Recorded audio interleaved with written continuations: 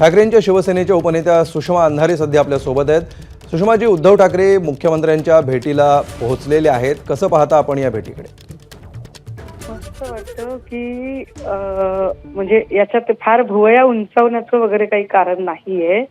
लक्षात घ्या, देवेंद्र फडणवीस हे एक व्यक्ती नाही, तर देवेंद्र फडणवीस हे एका राज्य संस्थेचे प्रमुख म्हणून त्यांना भेटायला सन्माननीय पक्षप्रमुख गेले आहेत।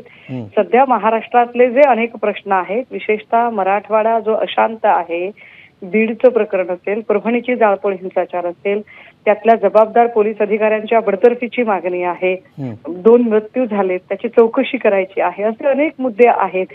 या मुद्द्यांवर राज्य संस्थेच्या प्रमुखाशी बोलणे गरजेचे। त्यामुळे राज्य संस्थेचे प्रमुख म्हणून जर ती मांडणी जर सन्माननीय पक्षप्रमुख करत असतील तर काही हरकत नाही त्याला। ठीक आहे, भुवया उंचावण्याचं कारण नाही असं आपण म्हणताय सुषमाजी, मात्र यापूर्वी एकदा देवेंद्र फडणवीस मुख्यमंत्री झालेले होते तेव्हा काही अशी भेट झालेली नव्हती। एकनाथ शिंदे यापूर्वी मुख्यमंत्री होते, ते सुद्धा राज्यसंस्थेचेच प्रमुख होते, मात्र त्यांचीही अशी काही प्रत्यक्ष भेटून अभिनंदन वगैरे काही करण्यात आलेलं नव्हतं। त्यामुळे आता ही भेट आहे, तर या भेटीमागे काय नेमकं बदललंय? हे जेस्चर बदलण्यामागचं नेमकं कारण काय दिसतंय? नाही नाही नाही, असं काहीही नाही। मला खरंच या सगळ्या गोष्टींवरती म्हणजे काय बोलायचं समजत नाही। एक लक्षात घ्या, मागच्या वेळेला आपणच लोक होतात बातम्या करणारे, देवेंद्रजी आणि उद्धव साहेब हे दोघे पण लोक लिफ्टमधनं एकत्र गेले, चंद्रकांत दादांना चॉकलेट दिलं, या बातम्या आपणच करणारे होतात। त्यामुळे तेव्हा ते भेटले नाही किंवा तेव्हा बोलले नाही, त्यांनी चर्चा केली नाही, अशा बातम्या तेव्हाही झाल्या, आत्ताही होत आहेत। राहिला प्रश्न एकनाथ शिंदे मुख्यमंत्री असताना ते भेटले नाहीत असं जर तुम्ही म्हणणार असाल तर त्या 2 गोष्टी आहेत। एक तर एकनाथ शिंदेंनी ज्या पद्धतीने पक्षप्रमुखांचा विश्वासघात केलाय, ते पक्षप्रमुखच काय ते कोणालाच आवडणार नाही। पण त्यातही महत्वाचं, एकनाथ शिंदे हे जरी मुख्यमंत्री राहिले असले तरी खरे सूत्रधार हे देवेंद्रजीच होते। अगदी शिंदे गटाच्या कोणत्या माणसाने कुठून निवडणूक लढवावी की नाही लढवावी, उमेदवारी कोणाला द्यायची नाही द्यायची, हे सुद्धा सगळं देवेंद्रजीच ठरवत होते। त्यामुळे एकनाथ शिंदेंना भेटण्याचा काही कारणच नाही।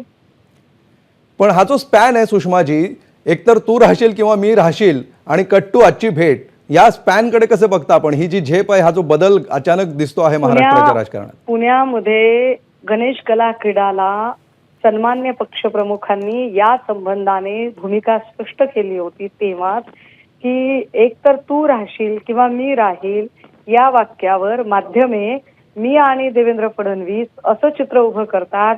मात्र माझ्या संदर्भात मी हे वाक्य कधीही देवेंद्रजींच्या संदर्भात वापरलेलं नाही।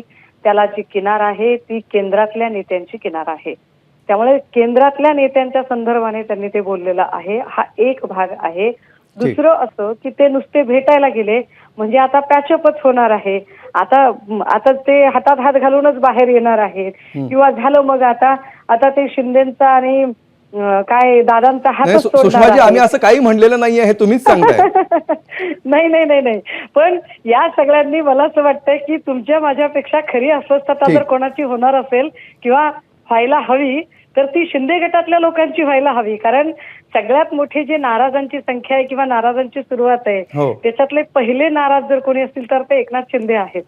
ठीक, या भेटीकडे एक जेस्चर म्हणून पाहायला हवं असं तुम्ही म्हणताय, भुवया उंचावण्याचं कारण नाही, अशी प्रतिक्रिया सुषमा अंधारे यांनी दिलेली आहे। सुषमाजी, धन्यवाद एबीपी माझाशी आपण सविस्तर बोललात त्याबद्दल।